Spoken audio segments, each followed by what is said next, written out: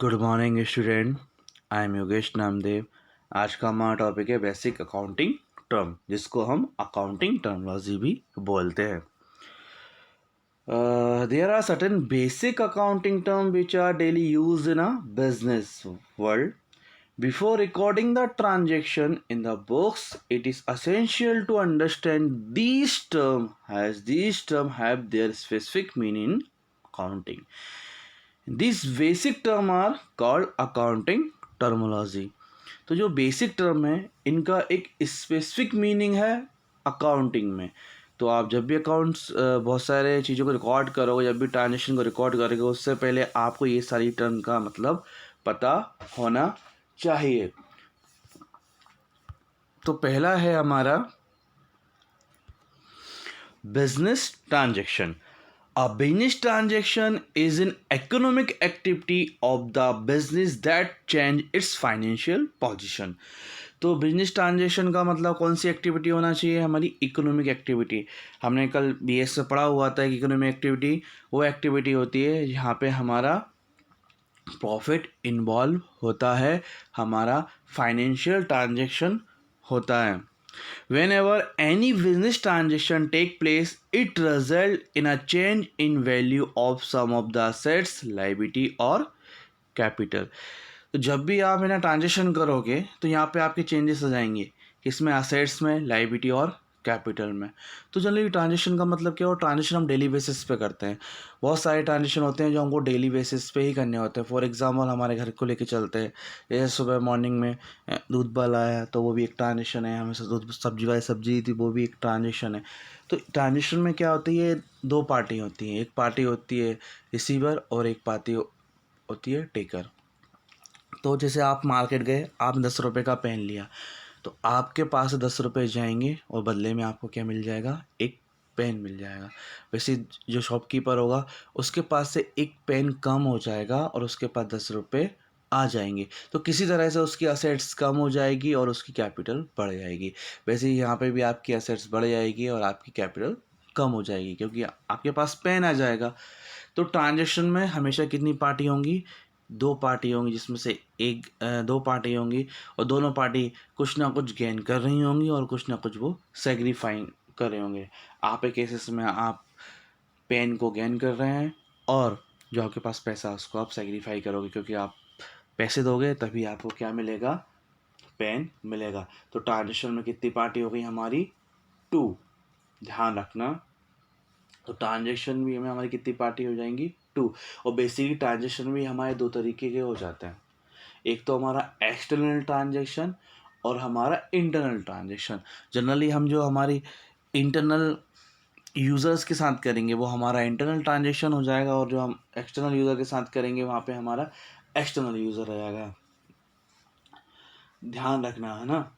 और इंटरनल और एक्सटर्नल होता है. बिजनेस टू बिजनेस चल रहा है तो वो हमारा एक्सटर्नल हो जाएगा अगर हमारा सेम बिजनेस है, और अगर हम दूसरे बिजनेस से अगर किसी प्रकार का ट्रांजेक्शन कर रहे हैं तो हमारा एक्सटर्नल हो जाएगा.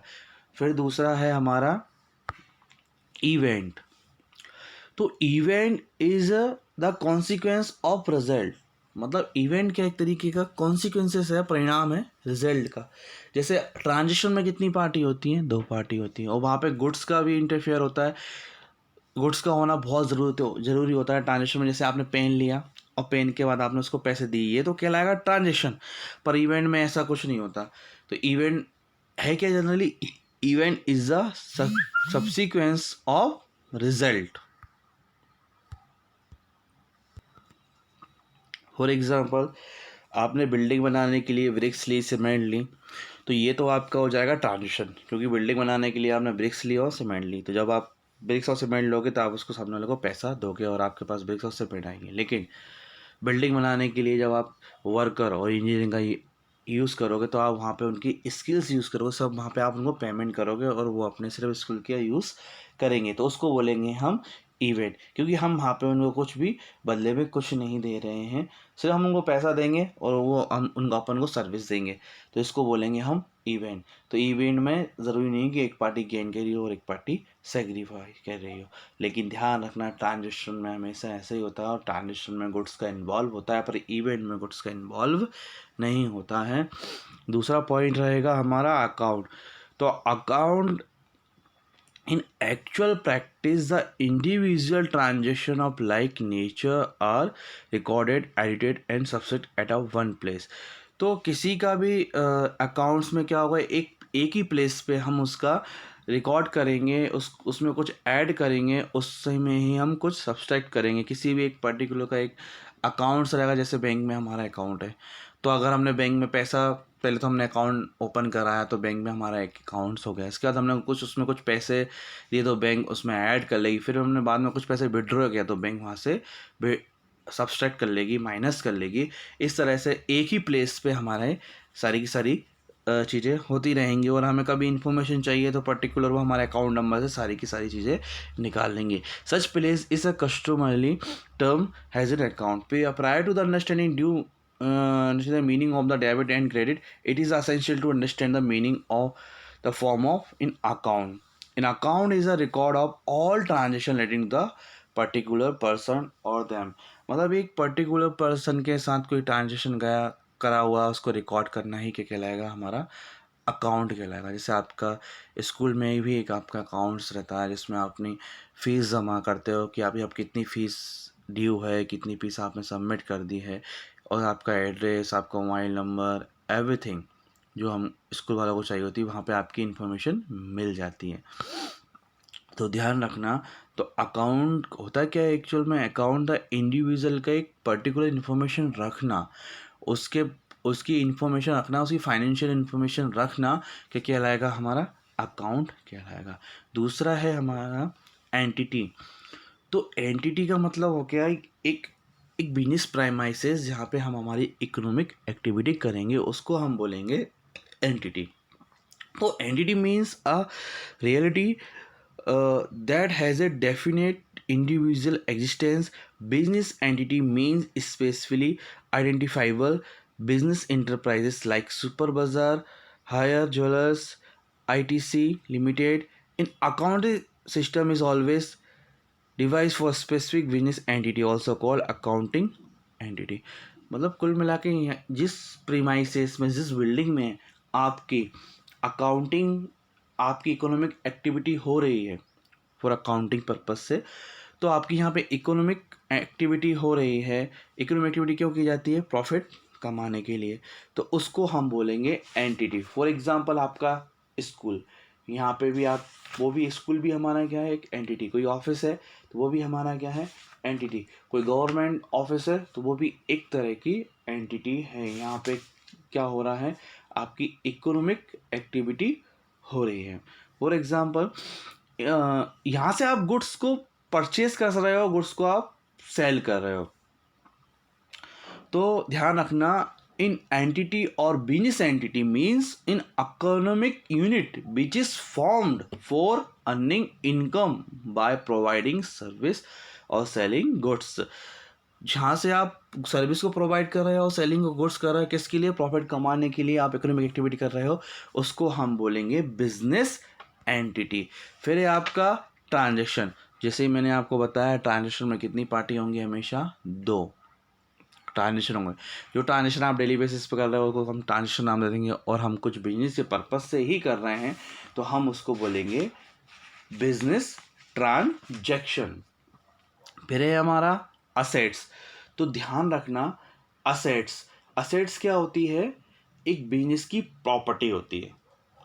और असेट्स की, वैसे बिजनेस की प्रॉपर्टी कैसे होना चाहिए, जिसके द्वारा क्या कर पाओगे आप, हमेशा कुछ ना कुछ उससे आप प्रोडक्शन कर सको, सर्विसेज को दे सको, उसको क्या बोलेंगे हम, हमारी असेट्स बोलेंगे। तो असेट्स भी हमारे, असेट्स के लिए क्या हो, एक बेसिकली 3 कंडीशन याद रखना असेट्स के लिए आप। असेट्स क्या होती है कि जिसकी लाइफ 1 साल से ज़्यादा होती है। Are expected to be use for more than one accounting year, इसको हम एक्सपेक्ट करके चलते हैं कि इसका यूज़ मोर देन कितना होगा, one accounting year. Have a limited useful life, और इसकी लाइफ कैसी होगी, लिमिटेड यूजफुल लाइफ होगी। और are held for use in production of goods and service, not for the purpose of sale in ordinary course of business। ऐसी assets जो आपने goods and service को प्रोडक्शन करने के लिए रखा हुआ है, असेट्स को, नॉट फॉर सेल पर्पस, और आपने उसको सेल के पर्पस से नहीं रखा है, ध्यान रखना, ऑर्डिनरी कोर्स ऑफ बिजनेस के अंदर, तो वो क्या कहलाएगी, आपकी असेट्स कहलाएगी। और असेट्स भी आपकी दो तरह से होंगी, एक तो होगी आपकी नॉन करेंट असेट्स। अब नॉन करेंट असेट्स क्या होती है, non current assets refer to those assets which are held for continued use in a business for the purpose of producing goods service and are not meant for sale. Example of non-current assets are long-term investment, fixed assets such as land and building, plant and machinery, computer, motor, vehicles and furniture। कुल मिला के जिसको आपने एक साल से ज़्यादा रखा है वो कहलाएगी आपकी नॉन करेंट असेट्स। और करेंट असेट्स वो होगी, ये current assets are those assets which are meant for sale और which the management would want to cover into cash within a 1 year। ऐसी असेट्स जिसका पर्पस आपको सेल करना होता है एक साल के अंदर, और जो इजीली कन्वर्ट हो जाए किसके अंदर, कैश में, तो ऐसी असेट्स को हम क्या बोलेंगे, current asset. As such these assets are called term short lived या active assets. For example, debtor are expected to be convert into cash within a reasonable short period। Stock is continuously sold and which receiver are also convert into cash। ऐसी assets जो easily convert हो जाए एक साल के अंदर, किस में, हमारी कैश में। जैसे हमारे पास स्टॉक रखा है, स्टॉक रखा हुआ है, तो स्टॉक को आप जैसे बेचोगे वैसे आपके पास क्या आ जाएगा, पैसा, तो वो इजीली किस में कन्वर्ट हो जाएगा, आपके कैश में। डेटर है जिससे हमें पैसे लेना है, उससे हम पैसे का बोलेंगे तो वो हमको पैसा दे देगा, तो वो भी हमारा किस में कन्वर्ट हो जाएगा, इस हमारा असेट्स में। फिर आते हैं हमारे दो टाइप और आ जाते हैं, जिसको बोलते हैं हम टेंजिबल असेट्स और जिसको बोलते हैं हम intangible assets. Tangible assets are those assets which can be seen and touched. ऐसी असेट जिसको आप देख सकते हो, उसको टच कर सकते हो। इन other word, which have a physical existence, जिसका फिजिकल एग्जिस्टेंस है, उसको बोलेंगे हम हमारी टेंजिबल असेट, जैसे कि land and building, plant and machinery, computer, motor vehicle, furniture, stock and cash. Cash को भी आप छू सकते हैं, स्टॉक को भी छू सकते हैं, फर्नीचर को भी छू सकते हो, कार को भी छू सकते हो, कंप्यूटर को भी, प्लांट एंड मशीन और बिल्डिंग को भी आप छू सकते हो। और intangible assets are those assets which do not have a physical existence or those cannot be seen or ऐसी assets जिसका ना तो आप उनको देख सकते हो और जिसका ना कोई फिजिकल एग्जिस्टेंस होता है। जैसे कि ऐसी असेट्स को जैसे उनको आप छू नहीं सकते, ना आप उनको देख सकते हो,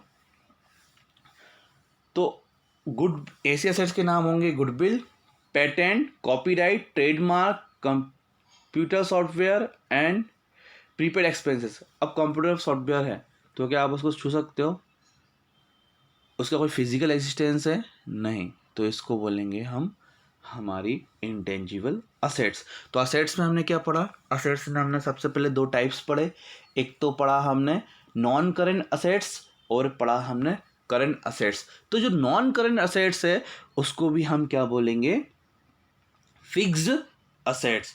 ध्यान रखना, नॉन करंट असेट्स को ही हम फिक्स असेट्स बोलते हैं। फिर हमने पढ़ा करंट असेट्स जिसको हम इजीली कैश को इजीली कन्वर्ट कर लें किस में, जो भी चीज़ें हमें, जैसे डेटर हुआ, प्रीपेड हुआ, जो भी असेट्स है करंट असेट्स को किस में कन्वर्ट कर लें इजीली, कैश में, तो उसको बोलेंगे हम करंट असेट्स। और फिर दो टाइप्स की फिर असेट्स है हमारी, टेंजिबल जिसको हम छू सकते हैं, और एक है हमारी इंटेंजिबल जिसको हम नहीं छू सकते। तो ये चीज़ थी हमारी सारी की सारी बातें हमारी असेट्स के बारे में। अब हम आते हैं लायबिलिटी। तो लायबिलिटी क्या होती है, एक तरीके से ध्यान रखना, लायबिलिटी का मतलब होता है ऑब्लिगेशन। ऑब्लिगेशन आपकी एक रिस्पॉन्सिबिलिटी किसी चीज़ के लिए। अगर आपने किसी से कुछ पैसा उधार लिया है तो आपको उसको पैसा चुकाना है, तो ये क्या कहलाएगा, आपका लायबिलिटी कहलाएगा। It refer to the amount which the firm owes to outsider excepting the amount owes to the proprietor, in other word Finney and Miller ने। Liabilities are debts, they are counts void to creditors. This can be expressed as, तो liability minus assets minus capital. तो liability का मतलब क्या, मैंने पहले ही बताया था सिंपल सी वर्ड में, एक ऑब्लिगेशन। सपोज आपने किसी से गुड्स उधार खरीदा है, आपने सपोज किसी से पैसे लिए हैं, तो आपकी एक रिस्पॉन्सिबिलिटी बनती है कि आप उसको टाइम पे पैसा दो। जब भी रिस्पॉन्सिबिलिटी वाली बात आएगी, जब भी लाइबिलिटी वाली बात आई, जब भी ऑब्लिगेशन वाली बात आ जाएगी, तो आप हमेशा ध्यान रखना वो क्या कहलाएगी, आपकी लाइबिलिटी। यहाँ पे आपको सामने वाले को, अगर आपने पैसे लिए हैं तो आपको उसको पैसा देना है। अगर आप सर्विसेज ले रहे हैं तो भी आपको उनका पैसा देना है। ये सब चीज़ होती है हमारी लाइबिलिटी के लिए। तो लाइबिलिटी भी हमारी बहुत सारी होती हैं। एक होती है इंटरनल लाइबिलिटीज़, एक होती है हमारी एक्सटर्नल लाइबिलिटीज़, और एक होती है हमारी नॉन करेंट लाइबिलिटी, जिसको हम लॉन्ग टर्म लाइबिलिटी भी बोलेंगे, और एक होगी हमारी करेंट लाइबिलिटी।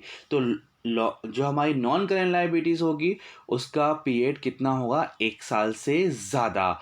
1 साल से ज़्यादा, normally after more than 1 year, 1 साल से इनका ज़्यादा होगा, तो इसको बोलेंगे हम नॉन करेंट लाइबिलिटी। और ऐसी लाइबिलिटी जिसको आपको 1 साल के अंदर ही पे ऑफ करना है, तो उसको बोलेंगे हम करेंट लाइबिलिटी। फॉर एग्जाम्पल वहाँ पे हम ले सकते हैं bank overdraft, bills payable, creditors, outstanding expenses and short term loan. और शॉर्ट टर्म लोन ही लेंगे, अगर लॉन्ग टर्म लोन है तो वो कहाँ पे आएगा, हमारा नॉन करेंट लाइबिलिटी, जिसको हम लॉन्ग टर्म लाइबिलिटी भी बोलते हैं।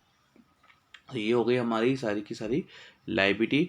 इसके बाद है हमारा कैपिटल।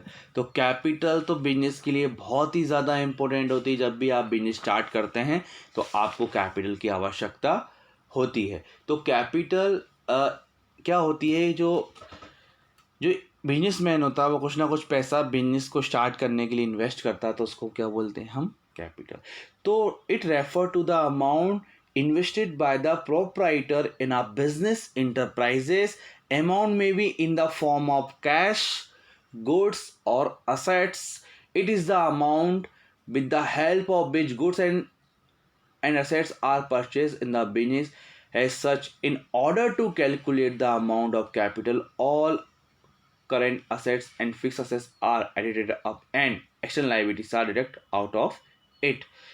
तो क्या होता है, देखो कैपिटल, जब भी बिजनेसमैन अपना स्टार्ट करेगा तो उसके लिए कुछ ना कुछ लेकर आएगा। तो कैपिटल किसी के भी फॉर्म में हो सकती है, जरूरी नहीं कि वो पैसा ही हो तो ही कैपिटल कहलाएगा। वो गुड्स भी हो सकता है, सेट्स भी हो सकती है, वो सब क्या कहलाएगी, हमारी कैपिटल। जब भी वो इन्वेस्ट, जिस टाइम वो इन्वेस्ट कर रहा है, आज अगर आप बिजनेस स्टार्ट करो, आप बिजनेस में कुछ भी लेकर आते हो, सपोज़ आपने एक रेस्टोरेंट स्टार्ट किया और आप अगर अपना घर का फ्रिज लेकर भी अगर आप बिजनेस में लेके आते तो वो भी आपकी असेट्स कहलाएगी, क्योंकि आपने बिजनेस स्टार्टेड करते में उसका यूज़ किया, कभी ना कभी तो वो पैसे से आई होगी। तो जो भी हम बिजनेस स्टार्ट करते समय, जो भी हम बिजनेस में लेकर आते हैं, बिजनेस में हम लगाते हैं, उसको क्या बोलते हैं, हमेशा कैपिटल। और कैपिटल को कैसे कैलकुलेट करते हैं, कैपिटल बराबर असेट्स माइनस लाइबिलिटीज, यानी capital is equal to assets minus liability. Capital में असेट्स में से क्या माइनस कर दोगे, लाइबिलिटी, तो क्या आ जाएगा आपका कैपिटल। ये है आपकी अकाउंटिंग क्वेश्चन का फॉर्मूला, जो हम नेक्स्ट चैप्टर में इसको अपन डिस्कस करेंगे बहुत अच्छी तरीके से। फिर है हमारा सेल। तो सेल क्या होता है, sale are total revenue from goods and service sold और प्रोवाइडेड टू कस्टमर। सेल्स में भी कैश सेल्स और क्रेडिट सेल्स। अब देखो सेल क्या होता है, ओवरऑल रेवेन्यू, ओवरऑल टर्नओवर। भाई पूरे के पूरे साल भर में आपने जितना भी सेल किया हुआ है उसको बोलेंगे हम, जितना भी आपने सेल किया पूरे साल में, 1 अप्रैल से लेकर 31 मार्च तक आपने जितना भी सेल किया है उसको बोलेंगे हम रेवेन्यू। और ये क्रेडिट भी हो सकता है और ये कैश भी हो सकता है। देखो ना, कभी कभी उधार भी लेकर आ जाते हैं और हम कैश भी देकर आते हैं, तो सेल दोनों हो सकती है, बस सेल हो जाना चाहिए, ओनरशिप ट्रांसफ़र हो जाना चाहिए गुड्स की। तो सेल का मतलब क्या हुआ, आपका जो साल भर के अंदर पूरी की पूरी रेवेन्यू है उसको क्या बोलेंगे हम, सेल बोलेंगे। ठीक है, छोटा सा एग्जांपल देता हूँ। आपने 10 रुपये का पेन खरीदा, उस पेन को आपने 12 रुपये में बेच दिया, तो जो आपने 12 रुपये में बेचा वो आपकी रेवेन्यू है, और जो आपने 10 रुपये में ख़रीदा वो आपका एक्सपेंसेस है। और 12 में से जब आप 10 माइनस करोगे तो बचेगा 2, तो वो आपका प्रॉफिट होगा। लेकिन अगर आपसे कोई पूछेगा कि आपकी रेवेन्यू कितनी है, तो आप वहाँ पे उसको 12 रुपये बताओगे, उसमें से आप एक्सपेंसेस माइनस नहीं करोगे, क्योंकि टोटल जो सेल अमाउंट है उसको ही हम क्या बोलेंगे, रेवेन्यू। ध्यान रखना, तो ये रेवेन्यू हो गया, सेल भी हो गया और हमारा प्रॉफिट भी हो गया। तो रेवेन्यू में से आप क्या माइनस करोगे, एक्सपेंसेस, तो वो क्या आ जाएगा आपका प्रॉफिट। और प्रॉफिट आपका ऑर्डिनरी बिजनेस से, जैसे कि फॉर एग्जांपल आपका कोई कार का बिजनेस है और आप कार को परचेस कर रहे हो और कार को सेल कर रहे हो, परचेस करके और फिर सेल कर रहे हो, फिर आपको उससे कोई प्रॉफिट हो रहा है, तो जो आपको प्रॉफिट हो रहा है उसको हम प्रॉफिट बोलेंगे, क्योंकि आपने बिजनेस, ऑर्डिनरी बिजनेस के अंदर वो पैसा कमाया है। क्योंकि आपका बिजनेस किसका था, कार सेल करने का और कार को परचेस करने का। अगर आपने सेम बिजनेस से, जो बिजनेस है आपका, अगर आप उससे कुछ भी अमाउंट आपको आप गेन कर रहे हो, कुछ भी अमाउंट आपको मिल रही है प्रॉफिट के रूप में, तो हम क्या बोलेंगे, प्रॉफिट। सपोज आपका बिजनेस है और बिजनेस में आपका कार का बिजनेस है, लेकिन अगर आप एक नई प्रीमाइसेस खरीद रहे हो और जो पुरानी प्रीमाइसेस कुछ आपका फर्नीचर पुराना रखा हुआ है, उस फर्नीचर को आपने बेच दिया और उस फर्नीचर में से आपको हुआ प्रॉफिट, तो उस प्रॉफिट को हम प्रॉफिट नहीं बोलेंगे, उसको हम गेन बोलेंगे, क्योंकि यहाँ पे हमारा बिजनेस कार को सेल करने का था, ना कि फर्नीचर को। अगर बिजनेस के अलावा कोई भी चीज़ अगर आप बेचते हो और उसमें आपको प्रॉफिट होता है, तो वो आपका प्रॉफिट नहीं कहलाएगा, उसको हम नाम देंगे gain. A profit that arises from event और transaction which are accidental to business such as sale of fix assets, winning a court case and appreciation in the value of in assets. आप कोई court case जीत गए हो, या आपने assets को appreciate कर दिया, बढ़ा दिया, या आपने कोई असेट्स बेच दिए जिससे आपको कुछ ना कुछ पैसा अधिक मिला है, तो उसको सरप्लस मिला है, तो उसको हम क्या बोलेंगे, गेन। और ऑर्डिनरी कोर्सेज में है तो वो हमारा प्रॉफिट होगा, और ऑर्डिनरी कोर्सेज से बाहर है तो वो क्या होगा, हमारा गेन होगा। फिर आता है हमारा एक्सपेंडिचर, बहुत ही ज़्यादा इम्पोर्टेंट टर्म है। स्पेंडिंग मनी और incurring a liability for some benefit service of property receive is called expenditure. तो एनी डिसबर्समेंट ऑफ कैश या ट्रांसफर ऑफ प्रॉपर्टी या incurring a liability for the purpose of acquiring assets, goods and service is called expenditure. It means that any types of payment for the receipt a benefit is term has expenditure. कोई भी अगर आप benefit को कोई लंबे time के लिए benefit चाहते हैं और उसके लिए आप कुछ पैसा खर्च कर रहे हैं, तो उसको क्या बोलेंगे हम, एक्सपेंडिचर। ध्यान रखना, उसको क्या बोलेंगे हम, एक्सपेंडिचर। तो एक्सपेंडिचर वर्ड का मतलब है मतलब रहेगा कि जिसको बेनिफिट आप लॉन्ग टर्म के लिए चाहते हो, आपने ऐसी चीज़ के लिए पैसा खर्च करा, तो वो आपका एक्सपेंडिचर हो जाएगा। जैसे आपने मशीन खरीदी, तो मशीन आपकी 1 साल से ज़्यादा चलने वाली है, तो उसका बेनिफिट आप 1 साल से ज़्यादा लोगे, तो वो आपका एक्सपेंडिचर कहलाएगा। और एक टर्म होती है हमारी एक्सपेंसेस। तो जो एक्सपेंसेस होते हैं ना, वो क्यों करे जाते हैं, वो भी एक तरीके से प्रोड्यूस करने के लिए है, गुड्स को सेल करने के लिए किए जाते हैं, लेकिन इनकी लाइफ कितनी होती है आपकी, 1 साल से कम है। 1 साल से कम में हमें उनका पेमेंट करना होता है और उसका बेनिफिट हम उसी साल ले सकते हैं, तो हम उसको क्या बोलेंगे, एक्सपेंसेस। और expenses is the cost incurred in producing and selling of goods and service according to Feeney and Miller. तो according to Feeney and Miller के अकॉर्डिंग क्या है, expense is the cost of use of things और service for the purpose of generating income या revenue. Generally क्या है कि आप पैसा कमाने के लिए कुछ खर्च कर रहे हैं तो वो होगा आपका एक्सपेंसेस।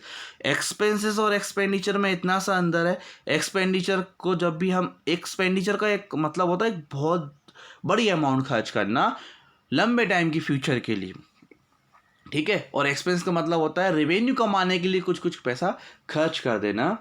ध्यान रखना इस चीज़ को। फॉर एग्जांपल अगर आपने किसी को रेंट पे कर दिया, कमीशन दे दिया, सैलरी दे दी और एडवर्टाइजमेंट एक्सपेंसेस हैं, तो वो सब हमारे एक्सपेंसेस कहलाएंगे। ध्यान रखना वो क्या कहलाएंगे, हमारे एक्सपेंसेस। लेकिन और वहाँ पे एक्सपेंडिचर में क्या है, अगर आपने बिल्डिंग खरीद ली, प्लांट खरीद लिया, फर्नीचर खरीद लिया, क्योंकि ये आपको हमेशा बेनिफिट देंगे, तो वहाँ पे भी एक्सपेंडिचर होते हैं। दो तरीके के एक्सपेंडिचर होंगे, आगे भी हम इनको डिस्कस करेंगे, बस अभी आप इनका नाम सुन के रखिए। पहले दो तरह के एक्सपेंडिचर होंगे, एक तो होगा हमारा कैपिटल एक्सपेंडिचर और दूसरा होगा हमारा रेवेन्यू एक्सपेंडिचर। तो सिंपल है, कैपिटल एक्सपेंडिचर असेट्स को खरीदने के लिए कुछ भी हम पैसा खर्च कर रहे हैं तो वो हमारा कैपिटल एक्सपेंडिचर है, और नॉर्मल कोर्स के लिए या बिजनेस को रेवेन्यू खरीदने के लिए या बेनिफिट उठाने के लिए और अगर कुछ पैसा हम खर्च कर रहे हैं तो वो रेवेन्यू एक्सपेंडिचर कहलाएगा। ध्यान रखना, तो दो तरह के एक्सपेंडिचर रहेंगे, तो रेवेन्यू एक्सपेंडिचर, और बेसिकली होता क्या है, any expenditure the full benefit of which is receive during one accounting period is term has revenue expenditure. Capital expenditure का बेनिफिट आप एक से ज़्यादा अकाउंटिंग ईयर में ले सकते हो, पर रेवेन्यू एक्सपेंडिचर का जो बेनिफिट रहेगा उसको आपको उसी ड्यूरेशन में लेना, जो वन अकाउंटिंग रहेगा हमारा उसी ड्यूरेशन में लेना। सपोज फॉर एग्जांपल 1 अप्रैल से लेकर 31 मार्च तक हमारा अकाउंटिंग ईयर होता है, और इसको ही हम फाइनेंशियल ईयर भी बोलते हैं। ध्यान रखना, तो ये तो हो गया हमारा एक्सपेंडिचर और एक्सपेंसेस। अब एक टर्म आती है हमारी लॉस। तो लॉस क्या होता है, term convey to different meaning. First it convey the result of business for a period when total expenses exceed the total revenue। जब टोटल एक्सपेंसेस आपके टोटल रेवेन्यू से ज़्यादा होंगे तो उसको क्या बोलेंगे हम, लॉस। एक तरीके का आपका लॉस। जब आपकी सैलरी कम है और आपके एक्सपेंसेस ज़्यादा हैं, आपने कमाया कम और आपने खर्च ज़्यादा किया, तो ऑब्वियसली आपको क्या होगा, लॉस। तो उसको क्या बोलेंगे हम, लॉस। जब आपकी रेवेन्यू कम होगी और आपकी टोटल एक्सपेंसेस ज़्यादा होंगे तो उसको क्या बोलते हैं हम, लॉस। नेक्स्ट है हमारा डिस्काउंट। तो डिस्काउंट क्या होता है, तो डिडक्शन होती है किसी भी चीज़ में, डिडक्शन यानी कि कोई भी चीज़ अगर 100 रुपये की है, 10 रुपये डिडक्ट हो गए उसमें, तो वो कितने की हुई, 90 रुपये की, तो उसको क्या बोलेंगे हम, डिस्काउंट। तो डिस्काउंट एक तरीके की डिडक्शन होती है जो बिजनेस में इसका होना बहुत ज़रूरी है। आप देखते होंगे डिस्काउंट, हर जगह डिस्काउंट ऑफर चलते रहते हैं, तो उनको क्या बोलेंगे हम, डिस्काउंट। तो डिस्काउंट है क्या, एक चीज़, तो discount it is a rebate और एक एलोवेंस होता है given by the seller to the buyer. और ये किसको दिया जाएगा, given by the seller to the buyer. Seller देगा किसको, बायर को। तो ये ध्यान रखना, एक तरह की रिवेट है, एक तरह का एलोवेंस है, एक तरह का रिडक्शन है, जिसको क्या बोलते हैं हम, डिस्काउंट। और डिस्काउंट भी दो तरीके का होता है, एक होता है ट्रेड डिस्काउंट और एक होता है कैश डिस्काउंट। तो ट्रेड डिस्काउंट क्या होता है, तो trade discount when discount is allowed by seller to its customer at a fix percentage on the list या catalogue price of the goods, it is called trade discount. It is not recorded in the books of account and it is deducted in the invoice or cash memo itself from the gross value of assets। तो ध्यान रखना, जो हमारा trade discount होगा generally सबको दिया जाता है और ये हमारा इनवॉइस प्राइस पे होता है। जैसे आप मार्केट में बुक्स लेने जाओगे तो बुक्स की एमआरपी तो शायद 350 रुपये रहेगी या जो भी अमाउंट रहती है वो रहेगी, ऊपर आपको मार्केट में उसकी अमाउंट मिलेगी आपको 250 रुपये, 280 रुपये, तो 280 इस तरह से। तो जो डिफरेंस रहेगा बीच का उसको बोलेंगे हम ट्रेड डिस्काउंट। और ट्रेड डिस्काउंट का अकाउंटिंग ट्रीटमेंट नहीं करते, यानी कि इसको हम अकाउंट्स में शो नहीं करते, जनरली सभी कस्टमर को ये दिया जाता है। फिर होता है हमारा एक cash discount. When discount is allowed due to the customer for making promote payment, it is called cash discount. Basically क्या कैश डिस्काउंट क्यों आता है, जिससे कस्टमर जल्दी से जल्दी पेमेंट कर सके, इसलिए उसको हम क्या देते हैं, कैश डिस्काउंट ऑफर कर देते हैं, जैसे कि वो हमारा पहले से ही पेमेंट किया था। तो कैश डिस्काउंट किसको दिया जाएगा, जो सिर्फ कैश में पेमेंट करेगा उसको, जितना भी पेमेंट हमारे पास आएगा उस पर ही कैश डिस्काउंट देंगे। सपोज किसी ने हमने किसी को 1 लाख रुपए का माल बेचा, उसने सिर्फ हमको 60,000 रुपये कैश में दिए और हमें डिस्काउंट देना है, तो हम उसको 60,000 रुपये डिस्काउंट देंगे। जितना पैसा हमको मिला है उतना पैसे पे भी हम उसको क्या देंगे, डिस्काउंट देंगे। ये बहुत इम्पोर्टेंट चीज़ है। तो डिस्काउंट भी हमारे कितने हो गए, 2 तरीके के डिस्काउंट रहेंगे। ट्रेड डिस्काउंट जनरली सबको दिया जाता है और इसका अकाउंटिंग ट्रीटमेंट नहीं करते हैं, ठीक है। फिर दूसरा है हमारा कैश डिस्काउंट। ये सिर्फ सेल को प्रमोट करने के लिए, कैश को प्रमोट करने के लिए, जल्दी से जल्दी पेमेंट आ जाए, इसके लिए हम इसको डिस्काउंट देते हैं। तो उसको क्या बोलेंगे, कैश डिस्काउंट, ठीक है। देन नेक्स्ट टर्म है हमारी बाउचर। बाउचर का मतलब हो गया एक तरीके से, बाउचर इज अ डॉक्यूमेंट, ध्यान रखना, एक एविडेंस, एक document. Voucher is a document which provide the authorization to the pay or on the basis of which the business transaction are first of all record in the books of account। तो एक तरह voucher क्या होता है, एक तरीके evidence है, एक तरीके क्या है आपका एविडेंस है, डॉक्यूमेंट्स है, जो आपने सेल किया, जो आपने परचेस किया, उसका प्रूफ है कि आपने सेल किया है और उसको आपने पर कुछ भी आपने गुड्स या आपने सर्विसेज, किसी से आपने सर्विस ली है या आपने किसी से गुड्स परचेस किया, तो उसका प्रूफ क्या कहलाएगा, आपका बाउचर कहलाएगा। और बाउचर में बहुत सारी बातें होती हैं, जैसे वो सब चीज़ें इसमें लिखी होती हैं कि बाउचर नंबर, उसके सिग्नेचर, दुकानदार के सिग्नेचर, ये सारा चीज़ें एक बाउचर का टॉपिक हम अलग से पढ़ेंगे। देन है हमारा ड्राइंग। तो ध्यान रखना, ड्राइंग का मतलब हो गया जब भी बिजनेसमैन बिजनेस से गुड्स और पैसा पर्सनल यूज़ के लिए निकालेगा, ध्यान रखना, जब भी बिजनेसमैन बिजनेस से कुछ पैसा या गुड्स पर्सनल यूज़ के लिए निकालेगा, तो ये क्या कहलाएगा, हमारा ड्राइंग कहलाएगा। इसको बोलेंगे हम ड्राइंग। जब भी सामने वाला पर्सनल यूज़ के लिए पैसा निकाल रहा है, बिजनेस के लिए नहीं निकालेगा तो हम उसको ड्राइंग नहीं बोलेंगे, पर पर्सनल यूज़ के लिए वो पैसा निकालेगा तो हम उसको क्या बोलेंगे, ड्राइंग। जैसे कि आपका कोई बिजनेस है और आप बिजनेस करते हो और आपसे किसी ने 5,000 रुपये मांगे, तो आपने उसको 5,000 रुपये दे दिए। किसी वजह से आपके घर के मेंबर ने 5,000 रुपये मांगे तो आपने उसको 5,000 रुपये दे दिए। तो आपने जो पैसा दिया वो बिजनेस के पर्पज़ से नहीं दिया, आपने सिर्फ दे दिया, तो इसको हम ये मानेंगे कि आपने बिजनेस से पैसा खुद निकाल लिया, तो उसको बोलेंगे हम ड्राइंग। ध्यान रखना, पर्सनल यूज़, एनी कैश और value of goods withdrawn by the owner for personal use और any private payment made out of business funds are called drawing. अगर आपने प्राइवेट पेमेंट भी कर दिया तो भी आपका ड्राइंग कहलाएगा। कुल मिला के अगर आपने बिजनेस से कुछ भी पैसा निकाला है बिजनेस को छोड़ के, तो वो क्या कहलाएगा, आपका ड्राइंग, चाहे वो कोई भी पेमेंट हो। अगर वो बिजनेस में ही लग रहा है, वो आपने बिजनेस के पर्पज़ से ही निकाला, तो वो आपकी ड्राइंग नहीं होगा। अगर आपने बिजनेस से पर्पज़ से हट के निकाला है तो वो क्या कहलाएगा, आपका ड्राइंग कहलाएगा। फिर एक गुड्स का मतलब क्या हो गया, जिसमें आप डील कर रहे हो, जिसमें आपको परचेस करना है, जिसमें आपको सेल करना है, वो कहलाएगा आपका गुड्स। जैसे मैंने एग्जांपल दिया था कार, जैसे आप सपोज आप कार का बिजनेस करते हो, तो कार को आप सेल कर रहे हो और कार को आप परचेस कर रहे हो, तो जो कार है वो आपके लिए गुड्स हो गया, क्योंकि आप उसमें ही डील कर रहे हो, एक पर्टिकुलर सेगमेंट में आप डील कर रहे हो। सपोज आप फर्नीचर में डील कर रहे हो तो फर्नीचर आपके लिए गुड्स हो जाएगा। अगर आप कार के लिए डील कर रहे हो तो कार आपके लिए बिजनेस हो जाएगा। तो ये है हमारा गुड्स, जिसमें हम डील कर रहे होते हैं। गुड्स के अंदर जनरली हम बहुत सारी चीज़ें कंसिडर करेंगे जिसको हम रीसेल के पर्पज़ से हम उसको ख़रीद रहे हैं। कोई भी प्रोडक्ट है, कोई भी चीज़ है, अगर आपने उसको रीसेल के पर्पज़ से ख़रीदा है तो वो किसकी कैटेगरी में आ जाएगा? आपका गुड्स की कैटेगरी में आ जाएगा। फिर है हमारा purchase.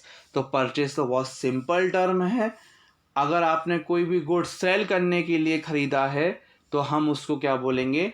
Purchase. The term purchase is use only for the purpose of goods in which the business deal.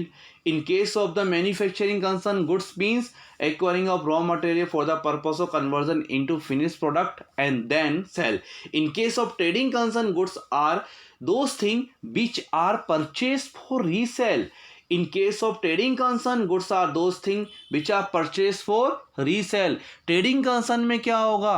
जो रीसेल करने के पर्पज से अगर आप उसको खरीद रहे हो तो उसको क्या बोलेंगे आप? परचेस।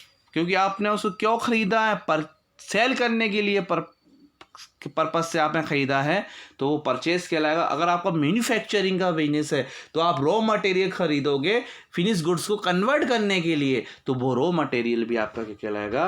परचेस कहलाएगा। और ये चीज़ आपकी किसके फॉर्म में होगी? हमेशा गुड्स के फॉर्म में होगी। तो इतनी सी बात आप ध्यान रखना, अगर आपने कोई भी गुड्स ख़रीदा है सेल करने के पर्पज़ से तो वो कहलाएगा आपका परचेस। और जो आपने सेल कर दिया वही अगर आपका वापस आ गया तो उसको बोलते हैं हम, जैसे आपने कुछ ख़रीदा किसी वजह से, कुछ डैमेज की वजह से या किसी भी रीज़न से अगर आपने उसको वापस कर दिया तो वो होगा आपका परचेस रिटर्न। फिर है आपका स्टॉक। जनरली स्टॉक को इन्वेंट्री भी बोलते हैं, पर इन्वेंट्री अलग होती है और स्टॉक थोड़ा सा अलग होता है। स्टॉक का मतलब हो गया जो आप stock is a measure of something on hand goods spares and other item है ना बिजनेस। आपने कुछ चीज़ें स्टॉक करके रखी हुई हैं तो उसको क्या बोलेंगे हम? स्टॉक।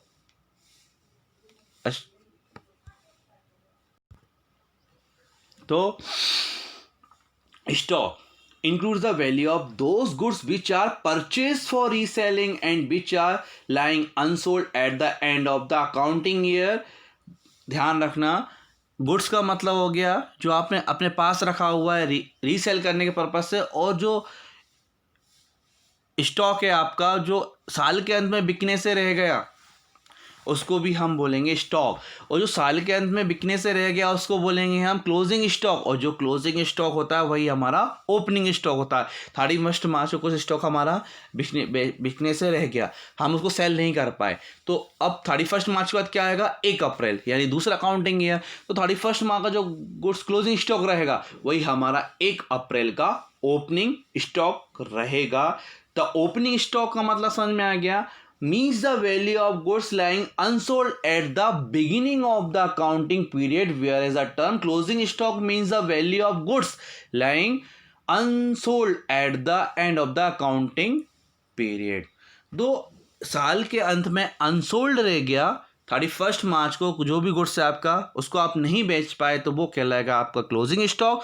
और 1 अप्रैल को वही गुड्स आपका हो जाएगा ओपनिंग स्टॉक, क्योंकि जो नहीं बिका तो वो क्लोजिंग है, और नेक्स्ट डे वही हमारा ओपनिंग हो जाएगा, क्योंकि हमारा अकाउंटिंग ईयर क्या हो रहा है? चेंज हो रहा है। बहुत इंपॉर्टेंट चीज़ है, ध्यान रखना। फिर कुछ इंपॉर्टेंट टर्म है आपकी, अदर इंपॉर्टेंट अकाउंटिंग टर्म कहलाएंगी ये, जैसे बुक वैल्यू। तो book value is the amount at which in item appears in the books of accounts. तो बुक वैल्यू का मतलब क्या है?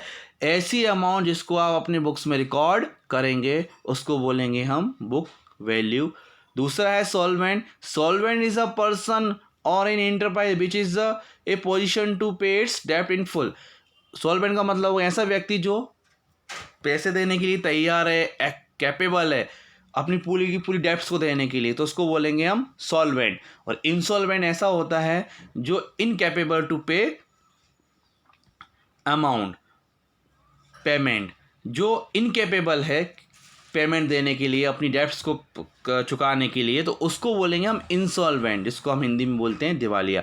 और सॉल्वेंट का मतलब हो गया जो कैपेबल है, और इंसॉल्वेंट का मतलब हो जो कैपेबल नहीं है अपने फुल डेब्ट्स को पेमेंट करने में, उसको बोलेंगे हम इंसॉल्वेंट। फिर नेक्स्ट टर्म है हमारी बिल्स रिसीवेबल। अब बिल्स रिसीवेबल है, a bill of exchange is drawn by the seller, जिसको हम ड्रॉअर भी बोलेंगे, on the buyer drawee in which the seller direct the buyer to pay the specify amount at the specified future date. Such bill become bill receivable for the seller after getting the acceptance of the buyer. क्या होता है, कभी कभी हम goods को purchase कर लेते हैं, तो हमने गुड्स को परचेज कर लिया पर हमारे पास पैसे नहीं है, तो हम क्या करते हैं, हम एक बिल ड्रॉ कर देते हैं। तो उसके बाद एक बिल ड्रॉ कर देते हैं, फिर सामने वाला हमसे पेमेंट नहीं लेता, 3 महीने 4 महीने के बाद हम बिल ड्रॉ कर देंगे तो उसमें लिखा रहेगा कि मैं आपको 3 महीने बाद इतना पेमेंट करूँगा, तो हम उसको बिल बोलते हैं। तो बिल ऑफ एक्सचेंज एक अपने आप में एक टॉपिक है जो हम बाद में इसको डिस्कस करेंगे, एक सेपरेट टॉपिक है। तो बिल्स पेबल, तो बिल्स पेबल क्या होता है, it's refer to a bill of exchange accepted by the person who has purchase goods on credit. तो और कौन एक्सेप्ट करेगा, जो इसको गुड्स परचेज करेगा ऑन क्रेडिट पर, और उसको उस टाइम के लिए पेमेंट नहीं है तो ठीक है। फिर हमारा मोस्ट इंपॉर्टेंट है प्रोपराइटर।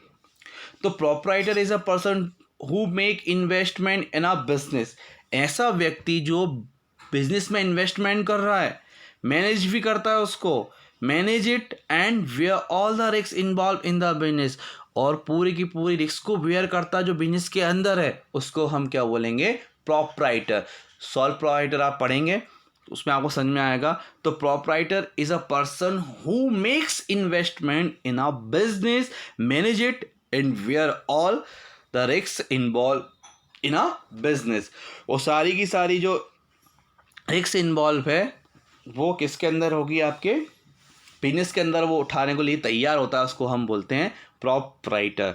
और जनरली कुछ टर्म ऐसी भी हैं जो बस आपको याद रखनी है, जैसे लाइव स्टॉक। लाइव स्टॉक का मतलब लाइव स्टॉक देखा होगा आपने, हॉर्स फिश का बिजनेस देखा होगा, मतलब लाइव फिश जो होती हैं उनका बिजनेस होता है, तो हम उसको बोलेंगे लाइव स्टॉक। अगर हम ऐसा कोई स्टॉक करते हैं, कोई एनिमल का स्टॉक कर रहे हैं, तो हम उसको क्या बोलेंगे, एक तरीके से लाइव स्टॉक। तो डोमेस्टिक एनिमल्स जो होते हैं, पालतू जानवर, such as the cattle and horse are known as livestock, क्योंकि चलते फिरते रहते हैं ना, इसलिए इनको हम क्या बोलते हैं, लाइव स्टॉक। फिश भी चलती फिरती रहती है, वो भी हमारी किसके अंदर आएगी, लाइव स्टॉक के में आएगी। और फिर एक और टर्म है जो इसमें मेंशन नहीं है, बता देता हूँ आपको, इन्वेस्टमेंट। तो इन्वेस्टमेंट का मतलब हो गया, investment refer to deployment of funds in share और debenture of a companies with the intention of earning a return. आप कहीं भी पैसा इन्वेस्ट कर रहे हो अर्निंग करने के लिए, एक्स्ट्रा मनी कमाने के लिए, पर आपका वो बिजनेस नहीं है, आपका वो काम करने का बिजनेस नहीं है। आपने सपोज आपने एक घर बनाया, आपने एक और स्टोरी बनाई, तो उस स्टोरी को आपने रेंट पे दे दिया, तो आपने एक तरह का, आपको ये बोला जाएगा, इन्वेस्टमेंट किया। क्योंकि आपने इन्वेस्टमेंट क्यों किया, क्योंकि आपने आपने पैसे कमाने के लिए इन्वेस्टमेंट किया। जैसे बहुत से लोगों ने 2 तो 3 घर बना लिए, उसको आपको रेंट पे दे दिए, तो उनसे उनको रेंट मिल रहा है, तो वो क्या कहलाएगा, आपका इन्वेस्टमेंट। अगर आपने कहीं भी पैसा इन्वेस्ट करा है रिटर्न के पर्पज से कि आपको रिटर्न मिलेगा ही, तो उसको हम क्या बोलेंगे, इन्वेस्टमेंट बोलते हैं। ध्यान रखना, अगर आपने एक बिल्डिंग खरीदी, ठीक है, एक बिल्डिंग खरीदी आपने बिजनेस के पर्पज से, आपने बिल्डिंग खरीदी कि आप सोचा कि मैं बिजनेस करूँगा, और आपने उस बिल्डिंग में आपने अपना बिजनेस स्टार्ट कर दिया, तो उस बिल्डिंग को तो बोलेंगे हम फिक्स असेट्स। लेकिन अगर आपने एक बिल्डिंग खरीदी और आपने उसको रेंट पे दे दिया, किसी भी दूसरे बिजनेसमैन को रेंट पे दे दिया, तो वो आपके लिए फिक्स असेट्स नहीं होगी, फिर वो आपके लिए इन्वेस्टमेंट होगा। फिक्स असेट्स तब होगी जब आप खुद ही बिजनेस कर रहे हो वहाँ पे, उसी प्रीमाइसेस पे। और अगर आपने वही प्रीमाइसेस किसी और को दे दी बिजनेस करने के लिए, तो आपको तो क्या मिलेगा, उसके पर मंथ आपको रेंट मिलेगा। तो जो पर मंथ रेंट मिलेगा, तो आपको वो रिटर्न हो गया। तो जो रेंट मिलेगा वो हो गया आपका रिटर्न। तो आपने जो बिल्डिंग दे रखी है वो आपने खुद के बिजनेस के पर्पज से दिए, वो दूसरे के बिजनेस के पर्पज से, तो वो आपका इन्वेस्टमेंट कहलाएगा। और अगर आप खुद वहाँ पे बिजनेस करते हो तो वो आपका फिक्स असेट्स कहलाता। इतना है। तो इस तरह से हमारा फर्स्ट चैप्टर ख़त्म होता है। कुछ टर्म और भी रहेंगी हमारी, जैसे कि debit, credit and bad debts. तो डेबिट क्या होता है, डेबिट होगा हमारा जब भी आप आपके पास बुक होगी, जब भी आप लिखेंगे या आपके पास जो कॉपी होगी, तो उसका जो लेफ्ट हैंड साइड होगा, अपने पास जब कॉपी होगी तो उसका जो लेफ्ट हैंड साइड होगा, वो जब आप लेफ्ट हैंड साइड पे कुछ लिखोगे अकाउंटिंग के बारे में, जब भी आप, तो उसको बोलेंगे हम डेबिट साइड। मैं बोल रहा हूँ डेबिट, डेबिट का मतलब बता रहा हूँ डेबिट क्या होता है। जब भी हम हमारे जो बुक्स रहेंगे उसकी अगर हम लेफ्ट हैंड साइड लिखेंगे तो उसको बोलेंगे हम डेबिट। अगर हमारी जो, जब भी हम रिकॉर्ड करेंगे ट्रांजेक्शन को, अगर हम हमारी बुक्स के राइट हैंड साइड लिखेंगे तो इसको बोलेंगे हम क्रेडिट। एक हो गया हमारा डेबिट और एक हो गया क्रेडिट। आपसे पूछते हैं व्हाट इज डेबिट, तो आपको हमेशा यही लिखना है, the left hand side of an account is known as debit. If an account is to be debited then the entry is posted on the debit side. अगर आपने उसको डेबिट साइड लिखा है तो आपकी एंट्री भी डेबिट साइड होगी। Then credit है, the right hand side of an accounts is known as credit. If an account is to be credit then the entry is posted on the credit side. तो ध्यान रखना, accounting में कुछ भी नहीं है, अकाउंटिंग में सिर्फ दो टर्म है, एक होती है डेबिट और एक होती है क्रेडिट, जो जीवन भर आपकी चलेगी। तो डेबिट का मतलब समझ में आया, जो आप लेफ्ट हैंड साइड लिखोगे वो डेबिट है, और जो आप राइट हैंड साइड लिखोगे वो क्रेडिट है। जैसे आपकी बुक्स है, तो सपोज आपका वो अकाउंट की बुक्स है, अकाउंट मेंटेन करते हो आप, अगर आपकी जो लेफ्ट हैंड साइड जो भी लिखा है वो आपका डेबिट कहलाएगा, और जो राइट हैंड साइड लिखा होगा वो आपका क्रेडिट कहलाएगा। बैड डेब्ट्स, अब बैड डेब्ट्स का मतलब हुआ कि बैड डेब्ट्स, तो बैड डेब्ट्स यहाँ पे बैड डेबिट लिखा हुआ है तो आप थोड़ा ध्यान से देखना। बैड डेब्ट है वो, तो बैड डेब्ट is the amount that has become irrecoverable from a debtor. It is a business loss, it is a debited to profit and loss account. तो प्रॉफिट एंड लॉस अकाउंट आने वाले चैप्टर में पढ़ना ही है हमको। तो क्या है कि बैड डेब्ट्स का मतलब क्या हो गया, अगर आपने किसी को माल बेचा, 1 लाख रुपए का आपने उसको माल बेचा, उसने सिर्फ आपको 90,000 रुपये दिए, 10,000 रुपये, 10,000 रुपीज़ उसने आपको नहीं दिए। तो उसने, और आपने उससे बोला कि लो 10,000 रुपीज़ दे रहे हो, तो उसने बोला नहीं दे रहा हूँ मैं, कुल मिलाकर उसने आपको 10,000 रुपये नहीं दिए, डूब गए वो पैसे। तो उसको क्या बोलेंगे हम, बैड डेब्ट। जब भी हमारी कोई अमाउंट डूब जाती है या सामने वाला हमको पेमेंट नहीं करता है तो हम उसको कहाँ पे रिकॉर्ड करते हैं, बैड डेब्ट्स में। ध्यान रखना, तो हम उसकी एंट्री क्या करते हैं, तो bad debts account debit to debtor, और जब उसका ज़मीर जाग जाता है तो वो बोलता है, अच्छा नहीं यार पेमेंट कर देना चाहिए, गलत बात होती है। तो जब हमको उसको पेमेंट मिल जाएगा तो हम उसको बोलते हैं बैड डेब्ट्स रिकवर। तो उसकी एंट्री करते हैं हम, bank account debit to bad debts recover. तो ये आपका इस तरीके से आपका फर्स्ट चैप्टर कंप्लीट हुआ, और हमने कुछ अदर इम्पोर्टेंट टर्म भी इसमें हमने पढ़ ली हैं। कोई भी डाउट हो तो आप मुझसे पर्सनली पूछ सकते हो। Thank you so much and happy study.